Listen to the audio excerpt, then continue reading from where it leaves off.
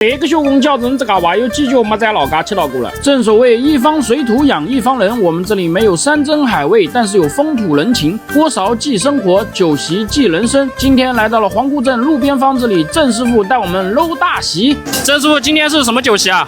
生酒宴，一共有多少桌啊？今天32桌，今天一共多少个菜22道菜。首先我们来个降火解暑6件套，然后是看上去香，闻起来比看上去更香的手工水饺。接下来就是现场制作的蟹黄粉丝煲。第9道是香辣大虾。第10道牛腩香菇炖粉皮，Q 弹的粉皮搭配香辣的牛腩，讲起来是细牙酥啊。第11道是好评如潮的秘制肋排。第12道增香定律养生滋补瓦罐汤。第13道皮薄肉多的生煎包。第14道清蒸桂鱼。第15道油淋蒜蓉大鲍鱼。第16道是吃了10多公烧天蓬元帅。第17道蒜苔烧鳝段。第18道清炖原味口条。第19道是越大越不忘个原味老番鸭。第20道肉丝白玉豆。